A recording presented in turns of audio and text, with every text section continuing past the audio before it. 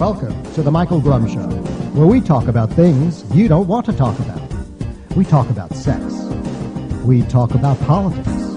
We talk spirituality and substance abuse. Join us by calling 800-699-0980. Think, speak, and be heard. Here now is Michael Blum.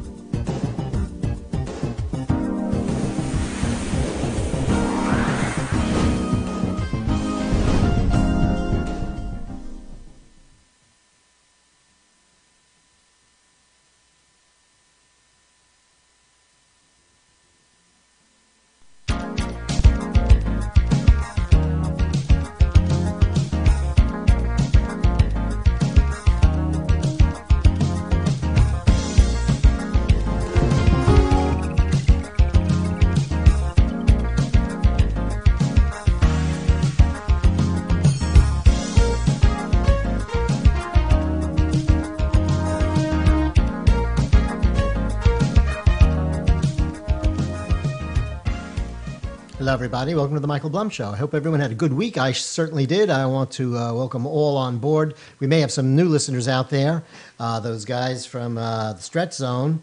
If you are listening tonight, and even if you're not, I wish you the best. Folks, I found relief from my back. It is called the Stretch Zone. I've been giving them these free plugs because I just really, I think they do great. A really, really good job at what they do. So, anyway, welcome everybody to the Michael Blum Show. We do have a guest. We're going to be talking about a little bit of techie stuff tonight and maybe a little bit of real estate tonight. So it's kind of a mixed bag. Not a very, very political thing going on. Haven't been doing a lot of politics now. Politics has been boring the hell out of me recently. But anyway, I do want to welcome all on board. You want to listen to us? I will tell you the ways. There are many, many. One is in our live streams. We have a Facebook feed, so you can just go to michaelblumshow.com for me, and that's my website. And once you're there, you look on the top, you'll see a whole bunch of tabs. One says "Listen Now." Go there and just pick the stream you want. We stream live on Facebook, on Twitter, on Periscope, and on YouTube. And then later we go ahead and process audio. We're going to be on SoundCloud, iTunes, Mixcloud, and a bunch of other places. This is a call-on show. Should you want to join us, feel free to do so. You certainly can. The call-in number tonight is 800-699-0980, 800-699-0980. Let's see, Martin Luther King Day yesterday. Wow. I hope people did whatever they do. I don't know if you get solid with your brothers. I don't know really what the story is or what you're really supposed to be doing during that holiday. I do feel bad for Martin Luther King. Basically, I think he'd probably be like turning around in his grave if he saw what was going on today in politics in the United States. I think it would be very, very foreign if someone got up today and said that you can only be judged by the content of your character. That would fly in the face of white privilege and a whole bunch of other stuff that goes on nowadays. It's not so matter of, the Democrats, and basically it's identity politics. So that matters a hell of a lot, just what your skin color is. If you have a certain skin color, sometimes you can't even give an opinion of things anymore. Gosh, I forgot who it was. It was some DJ or someone like that it's a white guy who dared to have dreadlocks. And recently he was kind of thrown off of his job because, you can't appropriate someone else's culture. So God forbid I have a meatball. I'm not Italian, but I guess that's just where we are today in our wonderful progressive world. Anyway, I want to welcome to the show Robert Paolini, and I assume I'm pronouncing that right. I don't know for sure, but I think I'm pronouncing that right. Name sounds Brazilian to me. Is that where you're from? No, actually, I love meatballs. And genuinely, I was born to love them because I am Italian. Oh, you are? That is an Italian? You said the name perfect, by the way. Paolini? Paolini, yes. The A-O is like O-U in Italian, or like O-U would be in English. It's weird. Sometimes if I actually say something and I pronounce it correctly, I get chastised. I have friends from an Italian Jewish neighborhood in Brooklyn, which is like Brooklyn, basically most of it. And the guy down the block I was very friendly with, his name was Caesar, and people would call him Pazzuli. And Oh, wow. and I remember once saying, "Hey Caesar, that's not how you pronounce your name, is it?" And he goes, "No, no." He says, "Poggioli." So I said, "Oh, okay, that's pretty cool, Poggioli. I like that. I like that." That's a And nice one. yeah, but I want to welcome you to the show, folks. Thank you. We're talking this evening to an author, realtor, and a techie, Robert Paolini, and he's written a book called The Good Talk, and he has certain principles within that book that we're going to discuss a little bit because that's actually an acronym for something that he does. Um, he also developed, I'm not sure what it is. It's a 7LP system, and I assume that's a realtor's tool or something that you use.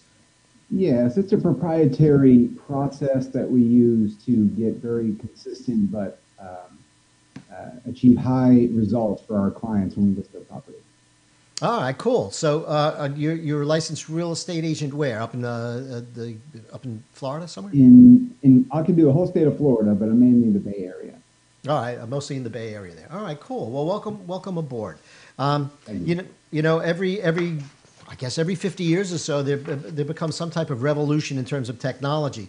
And this one, I guess, I could see it really affecting real estate. I mean, a house, let's face it, is one of the most important things you're ever going to buy in your life. So going to it and looking at it and seeing what it's about in the flesh, so to speak, I don't think you can really replace that much. But all the other stuff, once you decide where you're going to be, can be replaced. Are people actually replacing that too? Because I see these like 360-degree walkthroughs you can do. And in your experience, has anyone bought a house from you right now without seeing the house, actually physically going in and looking at it? Yes, but honestly, no different than your typical sight unseen from years ago. The transparency in the market, as far as what we're experiencing now from technology, I think is good. I think getting rid of the old black and white books that only realtors had with one-page black and white photo of the house. No one really knew the price or could trust the price, and it just didn't have a lot of buyer confidence. It was a very scary industry. So I think the transparency allows more people to kind of play, so to speak. All right, well, that's cool. Now, I feel kind of blessed in a way because, be quite honest, I don't see much replacing dentistry. And I was a dentist by trade. I mean, there's no hands are going to come out of that computer at some point in time, and start to fix your teeth. Certainly, I have to. I have a friend of mine who had a lot of trouble conceiving, and the doctor said that basically he had a very low, not a low sperm count, but the sperm were fragile and not healthy. So they decided that they were going to do in vitro, and they did successfully, thank God. But in the process, the doctor says we want to take the sperm sample directly. And my friend said, "What do you mean directly?" He says, "Well, we're going to cut a small hole in your testicles and take the sperm out," which of course turned him off immediately. Now, after the procedure, he had this all done. It was really well. It went really well. And about 2 or 3 days later, he noticed that he had like a red mark on his scrotum, and he was very concerned about it. And he called the doctor up, and the doctor said, "Well, take a picture of it and send it to me." And that was something he had never heard of or doing that. He lives in Los Angeles, so I said, "Go ahead, do it at work." I think that would be good. Just do it at work because there, if someone says something to you, you could sue them under the American with Disabilities Act. It's sick or whatever, and and you have something. It'll be fun. It'll be fun. You just whoop it out there, and I'm going to do it. And of course, he didn't. Thank God. I'm really happy. Most people don't listen to my advice. I'm really happy most of the thoughts that I had actually don't come to fruition, but it would be a very, very different world. So, the technology basically has affected what you do. It's made it easier for you? It has, and even for the health part that you were just talking about, even my insurance plan comes with something called Teledoc. So it's an easy way to give a doctor online, or kind of similar to what we're doing now, a simple diagnosis of your symptoms, and they can prescribe you stuff right then and there and forward it to the doctor. So technology definitely has its place, but the one thing we don't want it to do is fully replace the things that human beings uniquely do, which is things like compassion and affinities and simply caring. And a lot of times that's a big enough why to help people succeed in achieving their goals or solving their problems. And no computer that I know of today can do that. It's odd because I went out to eat with my wife a couple of days ago, and there's like a young millennial group sitting at the table next to us. All four of them are on their own little devices, and there's nothing else really going on other than devices. So, yeah, it's like anything that's good, too much of it starts to become an issue. I've talked to a couple of psychologists recently that talk about the growing number of kids, usually girls, prepubescent and or early teens, that for instance, will actually consider suicide because they didn't get enough likes on the new dress they bought, and going into absolute anxiety and panic attacks. They're being giving them Xanax because they fear their phone won't charge or they'll lose a charger. So, technology also, there are parameters with everything that you do, and that you can actually push things so far that they start to not make sense or you lose something. And you mentioned a couple of them already. Because people nowadays, talking is an issue. Talking is not, for me, when I was a kid, social media meant you went outside. That was it. That was social media. You went down the block, you talked to the kids and everybody, and that's how things happened. Really, technology also breeds a negative atmosphere. It's also a terrible, or in this, for bad people, terrible people, or bullies. It's a platform to bully. It's much easier to bully somebody when they're not right in front of your face, and they can suffer in that way too. Yeah, it's we used to call those kinds of people cowards. They won't say it to your face. They won't say it to your face, but they'll say it when you're not around. So you're not around most of the time with social media. You're just posting and you take it for what it is. How else has technology affected what you do? Well, communication in the book Good Talk, and I added a little subtitle, Good Talk, Great Sales, because the great sales is the effect of good talk. But in communication, I don't know if you've heard of, or anyone listening, 55-38-7 rule. 55% of all communication is defined by the listener by a visual effect, by the appearance of the person speaking. 38% would be from that communication. 30% of that is their tempo of their words and their tonality. 7% are the actual words. So if you're not doing a video or it's not an audio, all you're getting on social media is words. So we're picking up 7%, technically speaking, of the actual message coming across, and that just leaves a lot of room for misinterpretation and problems galore. I read something recently that was geared toward the medical profession, but in some remote parts of this country, people are trying to figure out a way to do Uber doctors. Uber doctors? Uber doctors. That you'd call a number and a doctor would make a house call. That would be a good thing, I would imagine. Well, yeah, if you get, I'm sure it's all cash, so that's good because I can almost guarantee insurance will not pay for that. But which is probably cheaper for the patient. Absolutely. Well, last week we had someone on. We talked about healthcare at length, and that's a whole nother issue. And talk about technology. The technologies that are available now are amazing. You just have to hope that government intervention and corporate greed doesn't get in the way of it, because if it does, you won't see those things in hospitals. You won't, you'll have great technological innovation, but you won't be able to see it. It won't make any difference. It reminds me, it's like when the flip top can was developed, Coca-Cola held that back for almost a decade because they had so much invested in regular cans of soda. What do you do now with your inventory of 1 million cans of soda? So they actually held back on the technology until it was the perfect time for them to actually unleash it, because they knew it would just affect their bottom line. And the bottom line, it seems, with technology is it would usually increase someone's bottom line. Am I right? I don't see it becoming a chore.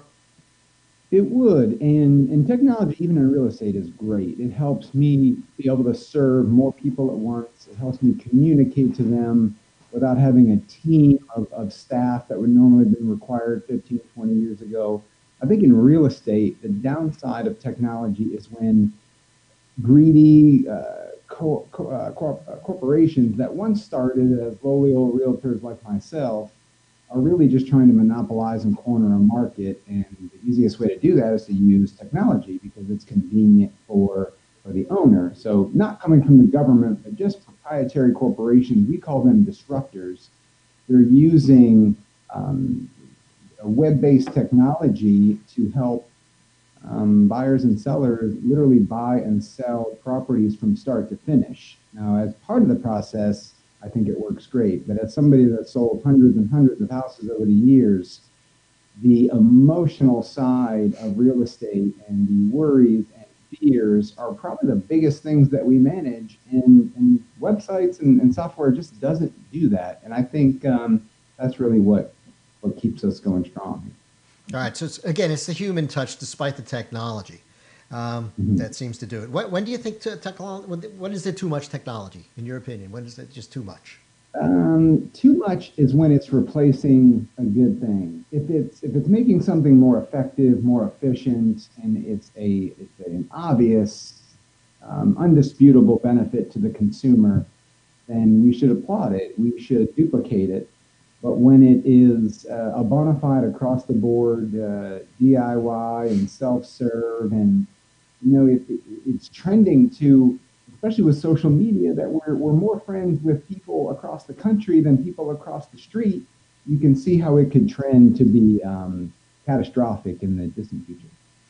I'm very happy actually with some of the advances that have happened in terms of dentistry, at least, because with the advent of CAT scans and having them becoming a little bit more affordable, it's not thousands of dollars anymore, particularly to get a dental CAT scan.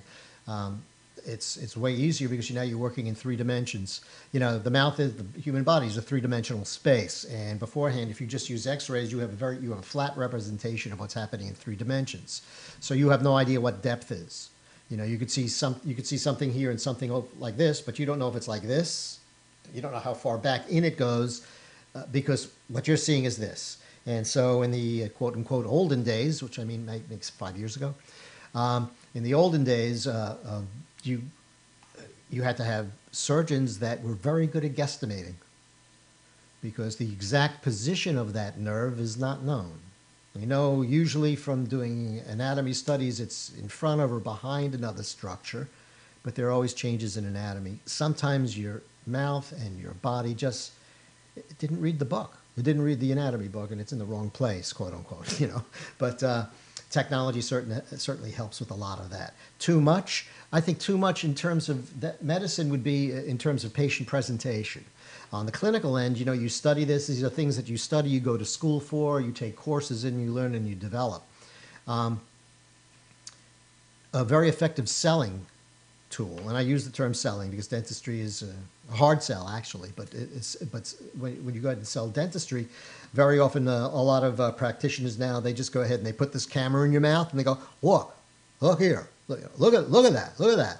And there's not a lot of communication. I'm old school in that I try to develop the relationship and explain what's going on. So sometimes the technology gets in the way because you're trying to explain that this guy, let's say, has an abscess in his head, and you show him a picture, and he goes, "What's that black stuff?" That's your fillings. But so you're not, you can't approach it the right way. Or a patient sometimes say, "Well, let me see those. Can I see that X-ray?" I go, "Sure." And in my practice, I never would say anything. I would say, "Here they are." The trust and clarity are powerful, but I believe clarity can come from a computer, but trust has to come from a person. And I don't see computers totally replacing that anytime soon. But technology through dentistry, and I think if someone's out there listening wanting to start a business, I think anything that Amazon's not going to sell is going to give you a leg up, and they're not getting into the dentistry industry, but they are getting into real estate. But I have a funny story too. The other couple months ago, we sold a multi-million-dollar property to not a dentist, but a dental entrepreneur. And this is a story that mixes real estate, the dental field, and technology.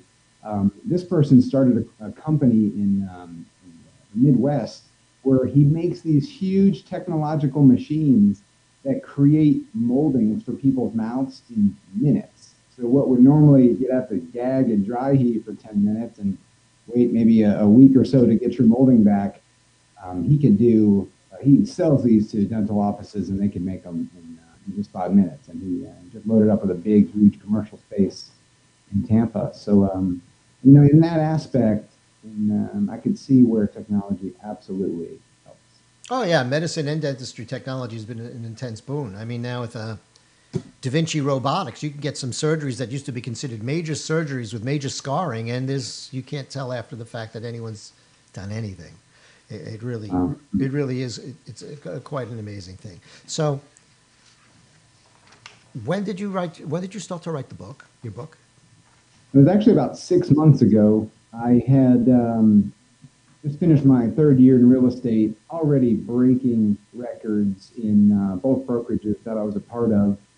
But I noticed there was always a roller coaster effect of income, and there was always a period where you just run into a wall, where you would just repeat the same process. And I believe we all occupy space and time simultaneously. So the same person, the same space, 10 years later is not the same situation. So we always have to keep evolving. And I just felt there has to be a better way, and this industry should not be followed around so badly. So I just made an effort to gain wisdom, gain knowledge. I just started reading book after book, getting myself into everything, started connecting all the dots, putting two and two together. And I went from a $7.5 million year last year to almost 20 million, all by myself.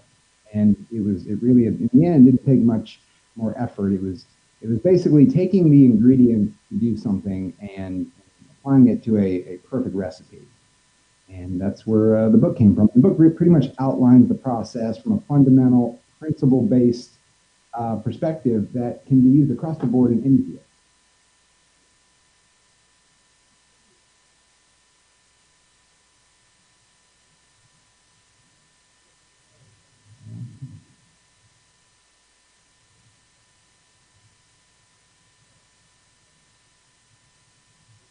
Can you hear me? I cannot hear you. Is that a little bit better now? Thank you. Ah, see, I had a sneeze before, so I shut my mic off for a second. You have to turn them back on when you're done with that. So no wonder you're looking at me very, very puzzled. I'm saying, what the hell's going on? Anyway, so I said in your book you talk about the word talk in and of itself, and that T stands for truth. Truth.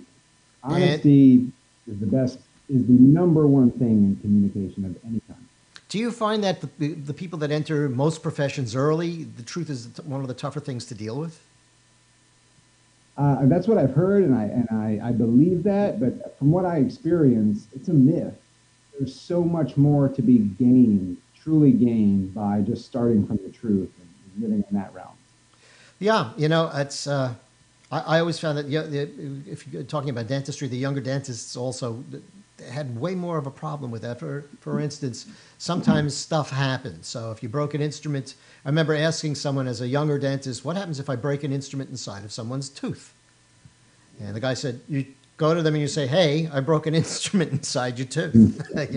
And for me to go ahead and tell someone that, when they're expecting expertise and it's professional and all that, sometimes you try to shy away or you try to work around things. And then at some point, and because it's happened to me, I see a patient take an x-ray, say, you got a broken file inside your tooth? Oh, I never knew that.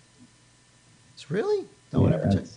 You know what I mean? So you run into issues. So truth, when we say truth, we actually mean it. It's not like politics where you can pick the type of truth you'd like.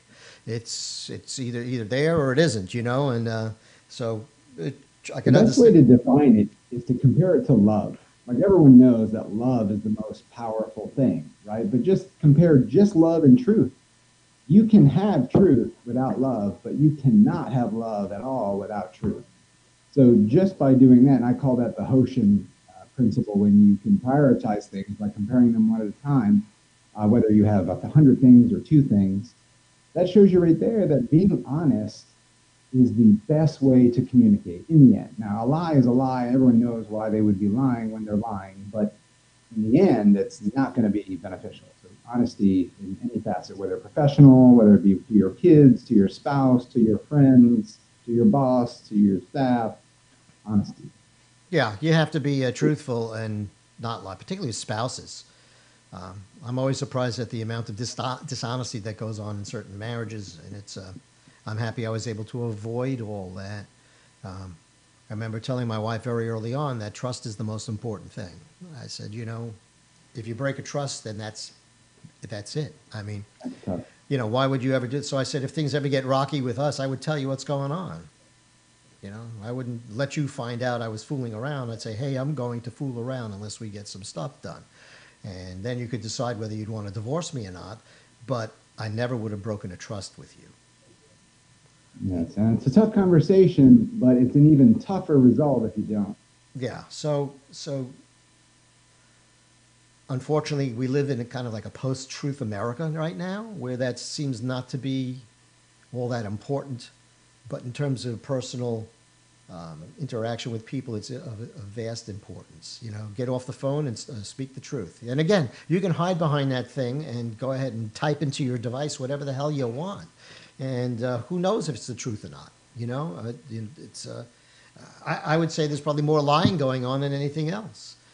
And that's the thing with social media too. The same with the bullying thing. I've heard people call Facebook fakebook, and that's the same thing. Is you shouldn't lie even on something like Facebook, because who they're really lying to is themselves.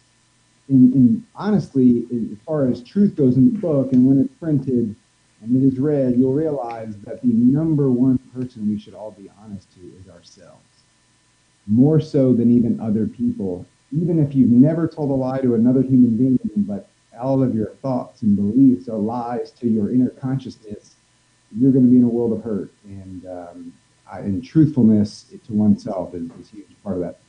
It's funny. I understand a great compliment nowadays is, hey, you look much nicer than your Facebook photo.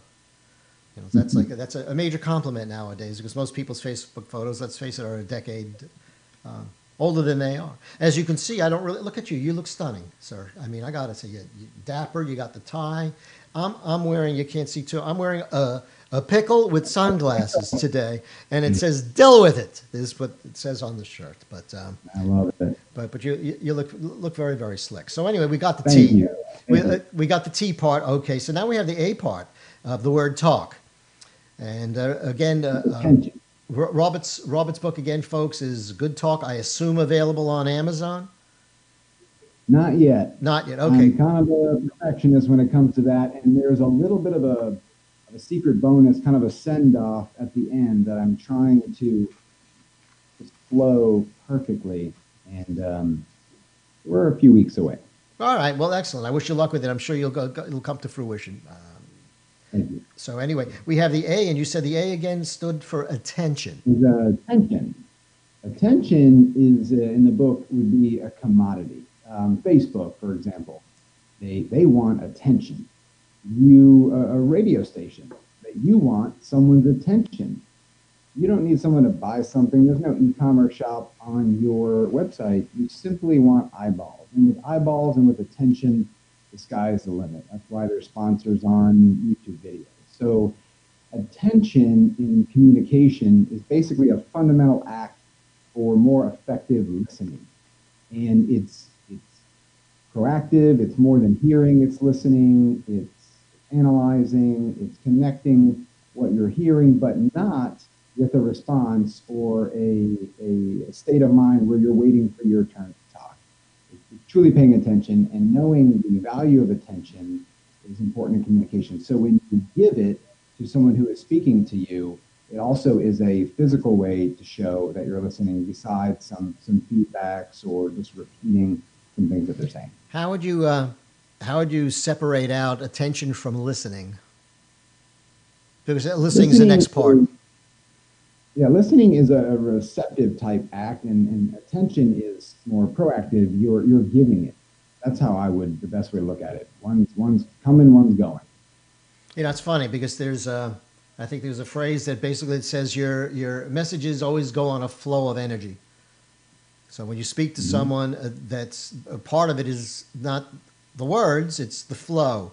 So I understand again. If you're with doing attention, you're saying that's mostly proactive, and it's obvious that to the person who you're paying attention to that you are the center of their universe at that moment, at least.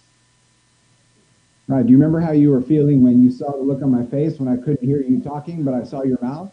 Mm-hmm. Immediately, your your feelings changed when you saw the look on my face because my attention got distracted because I couldn't hear you.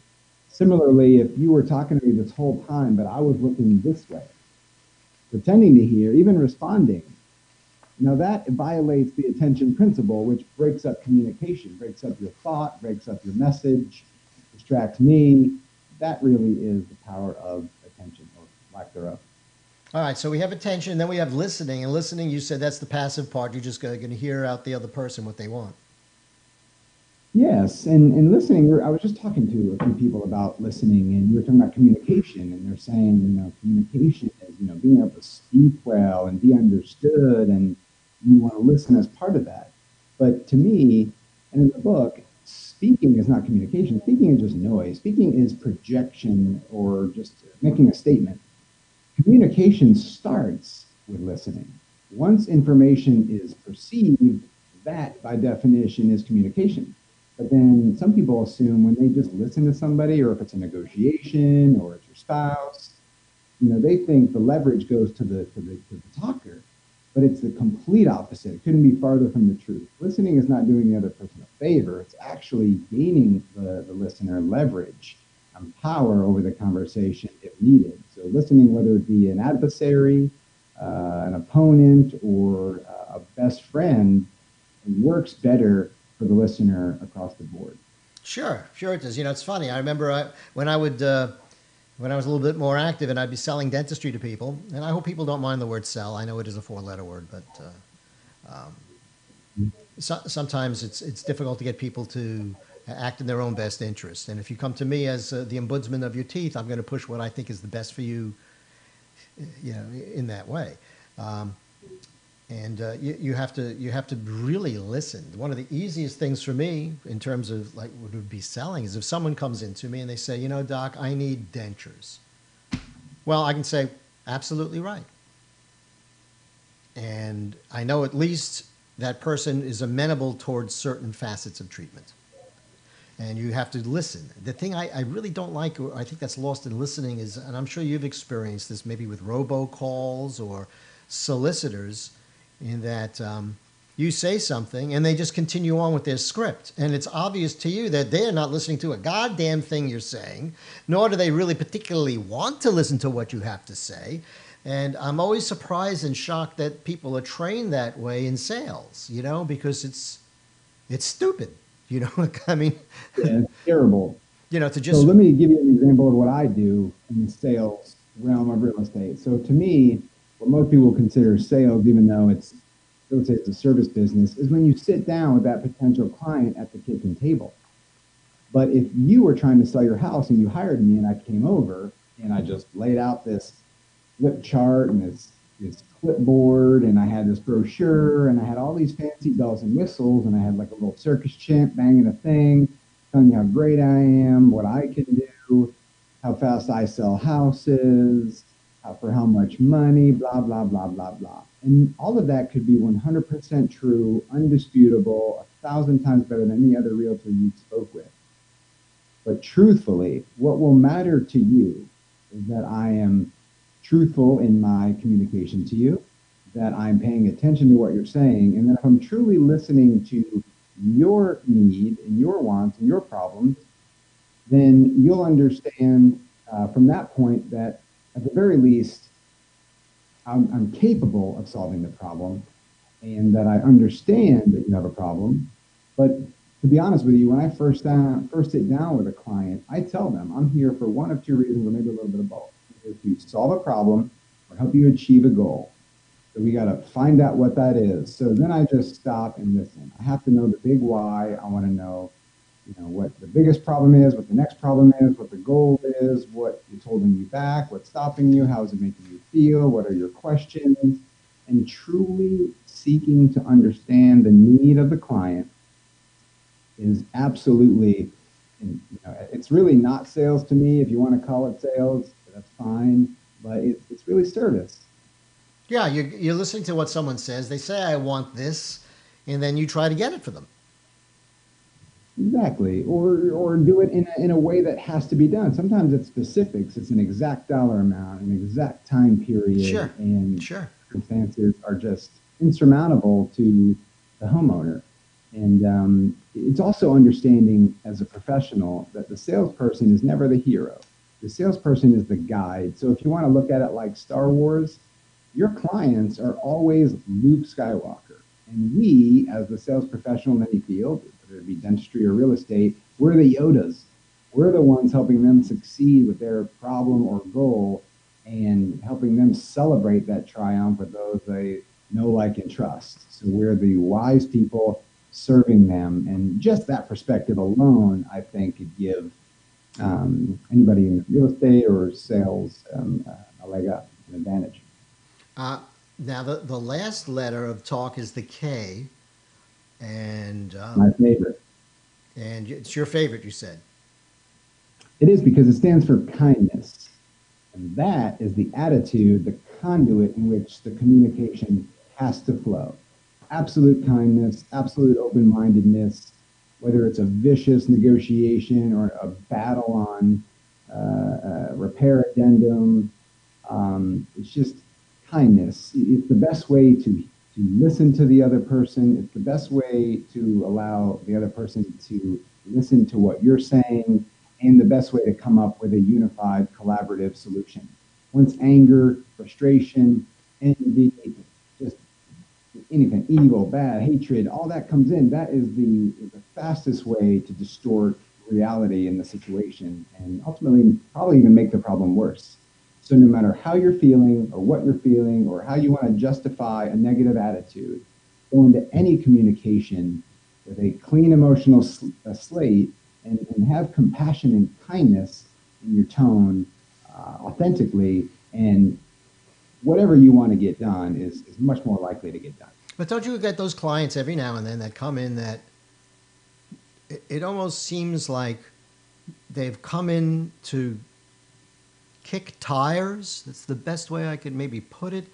And that, Like looky loos, kind of, you mean? well, That want yeah, to it's, be in the search, but not legitimately? yeah, yeah, or that you feel after talking to them for a little while that they really don't know what they want. They're not sure what they want. They're kind of putting a lot of stuff on you, and you're not going to really be able to make them happy. It's like I have many of the times I'd have patients that come in and their teeth are rotted and broken. I mean, literally, I got to tell you, as bizarre as this sounds, a rot mouth, teeth broken at the gum lines, and they come and say, I need a cleaning. And I'd say to them, well, No.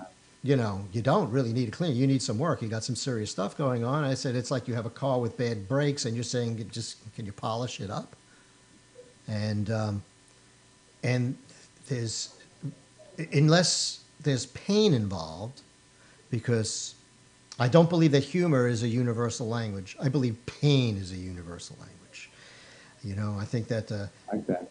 Humor, a joke in Great Britain is not going to go over as well in the United States. Humor doesn't carry over. Right. But pain is absolute. You see someone suffering, I don't care what culture they come from, they're hurting. And that's just, No. that's something that's, so a lot of the, I wouldn't call them sales techniques, but they are like you said, it's a truthful assessment. Is you're going to wind up in pain and have a lot of pain, and it's a matter of whether you'd want that or not.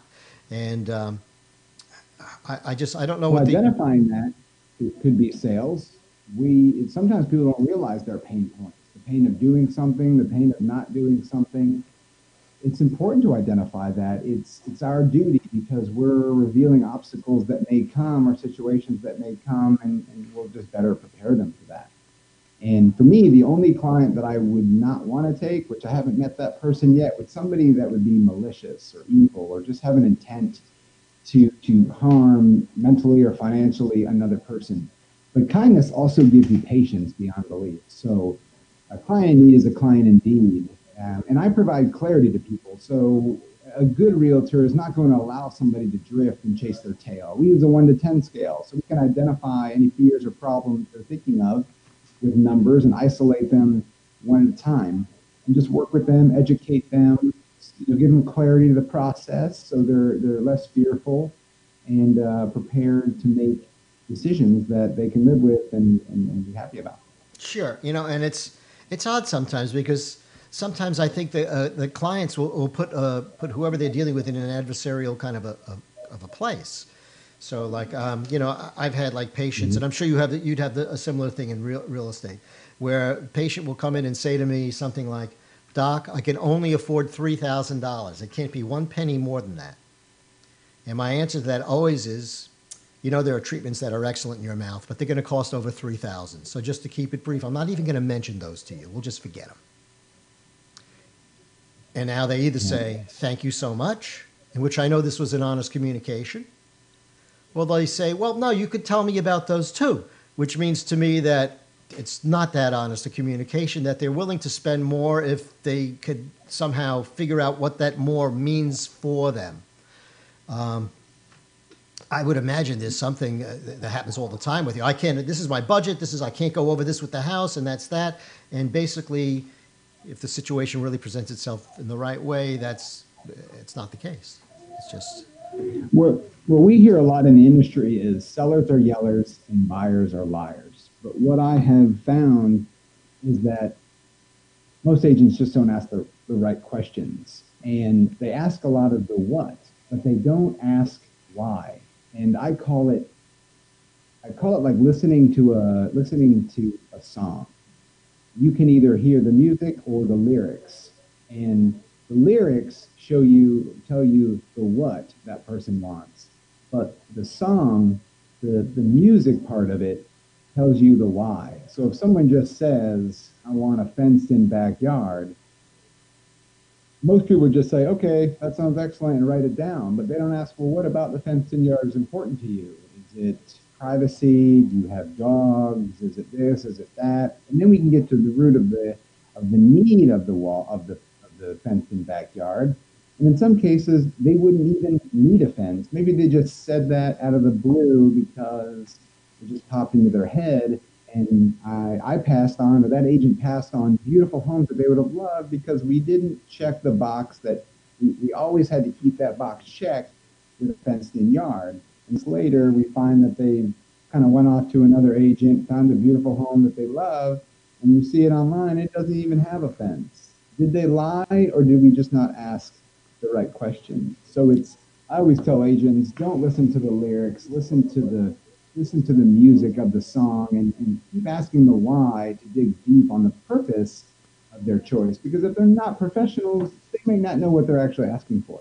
I learned that early on, where I started to, after a while, answer questions with questions because you don't really know what the story is. I remember doing a restoration on this young lady's mouth. Her friend came in and said, "Hi, I'm friendly, with Linda. Good, and I want you to look at my teeth." And we were talking about things, and I told her about veneers and all that, and she said, "Well, will my teeth look like Linda's?" And my initial response was going to be to say yes, but I'm happy I didn't, because I asked her, I said, "What do you think about Linda's teeth?" And she said to me, "Well, I think they're really too white. They don't look natural. They look kind of white." So I said, "We'll be able to customize that shade however you'd like." And the point of it is I really didn't know where she was coming from. Right, but you didn't assume either, which is good. Yes, you can't. So if I say, "Oh yeah, it'll look just like her," she could say, "Oh, I have to go somewhere else then because they really look artificial." I was hoping to be able to do a better job that's more detailed, and so unless I find myself in that same position. I'll be at a house and there'll be some personally perceived hideous chandelier or something hanging, right? And instinctively, you want to say, "Oh, they take this out, I bet you'll buy it," but you can't.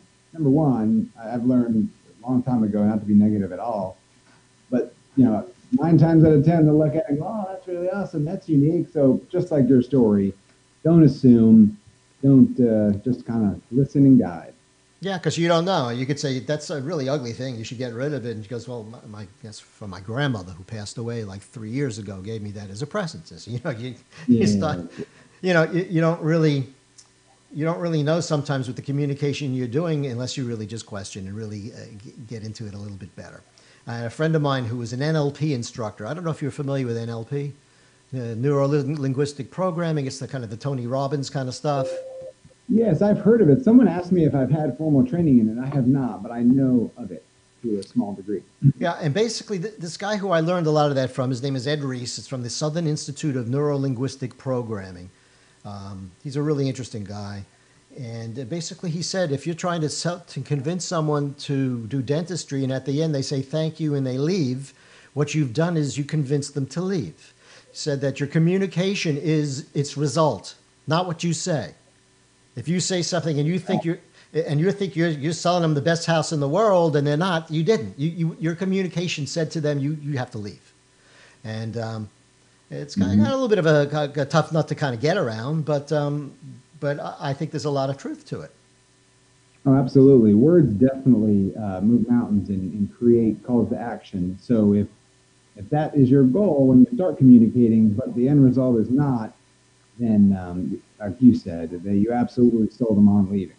Yeah, you have to be cognizant of the person. I guess kindness is good. Sometimes I'm not that kind. You know, I mean, I've told, there are different types of abscesses. I've told people that have large abscesses in their mouths and say, well, it's not hurting me, it's not doing it. I say, you know, if you're my brother, I'd smack you in the face. You know, I mean, you can't walk around with a dental abscess like this eating your jawbone away, whether it hurts or not. It has to be taken care of. And I would tell patients a lot like that too. I'd say, look, you're either going to love me or hate me because I am going to treat you like you're a family member. And I want the best. Good. That's truthfulness. You know, and I want you to feel that way. I want you to feel that when you're coming to me, I'm giving you the same treatment I would give my brother or my father or my mother or anyone who is very dear to me.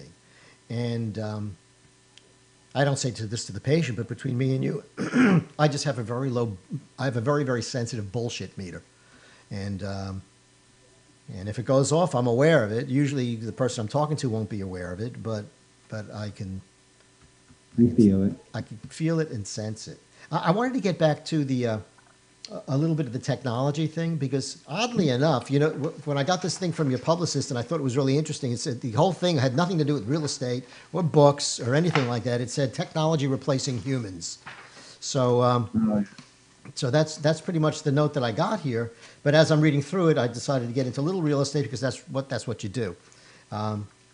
But in terms of replacing humans, how do you think jobs are going to look in the future? I mean, what's the next thing? Well, I kind of did it just to shine the light on disruptors in real estate, those who are turning a website into a full-service real estate commerce thing. But I don't see technology affecting society as a whole in a negative way in our lifetime. As fast as it's developing, I just don't see it being like the Matrix or just nothing like that. So when I wrote that, it was really just to get some attention with a blog that I sent to my publicist about just being conscious of how I know the emotional side of what I do and supporting people with clarity and just being there face to face with them and knowing other realtors who have big hearts that want to help people that are just really getting beat by this technology, and they're good people with families, and consumers deserve to be treated well by those people, and those people deserve to have that field to better themselves. Now, I have a video about a form. I don't know, can you stay, or you had mentioned to me, I think you said you had to pretty much leave it about a quarter to. No, I'm okay. Thank you. You're okay? When I was doing my initial research, I was looking at more like about techie stuff and technology and how that affects people. And I did find a piece of a TED's talk that I thought was very interesting. And I'd like to play it for the viewers, and I'll be curious what you think about it. I believe you'll hear it. I'm not sure if you'll see it, but you might.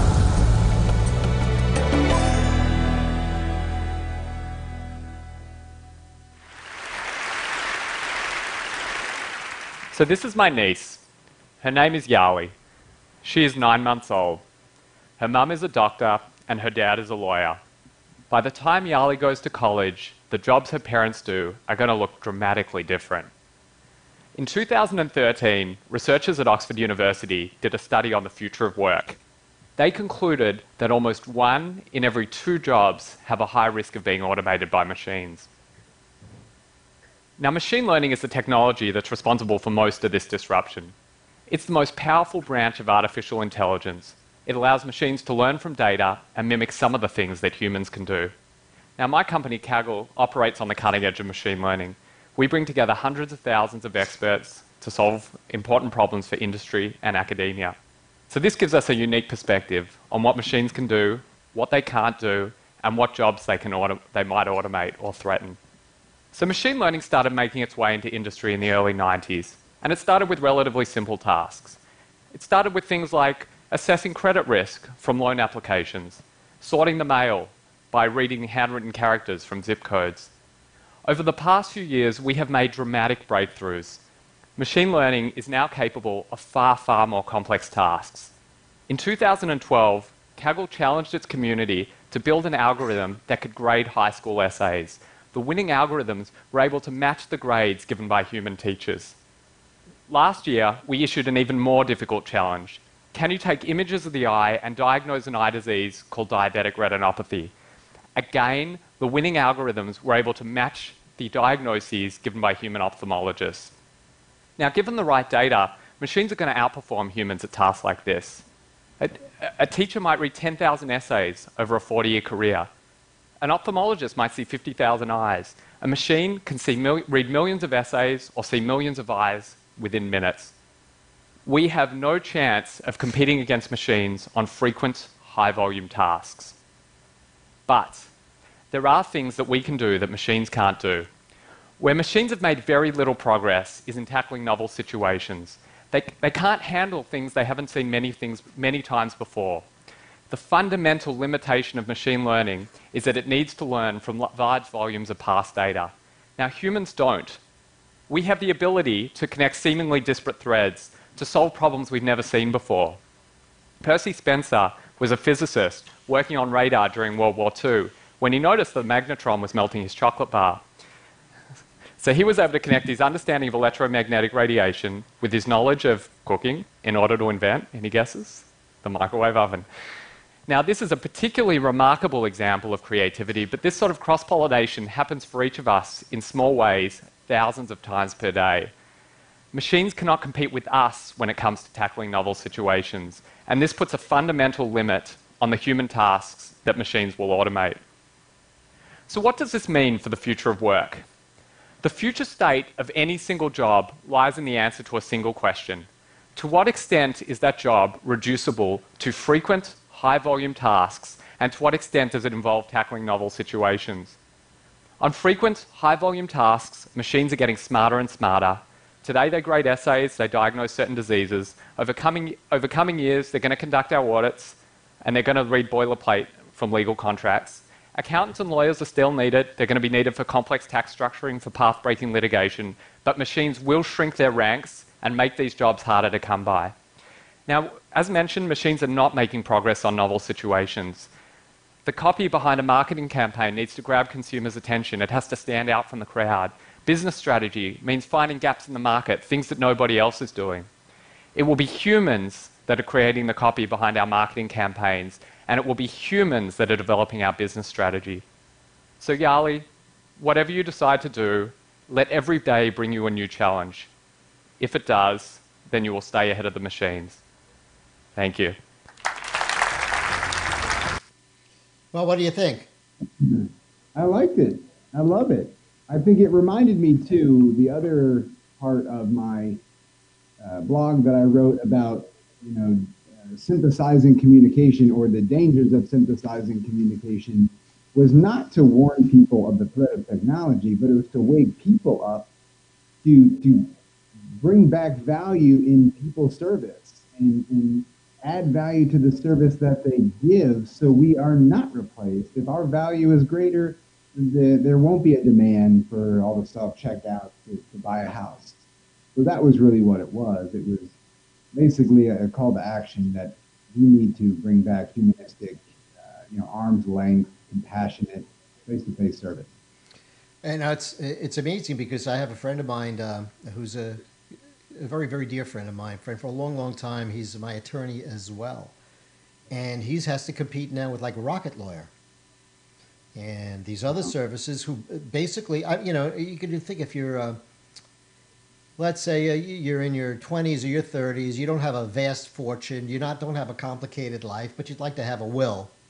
So you can go ahead and hire an attorney, depending on what city you're in. If it's New York or something, it'll be $500 an hour.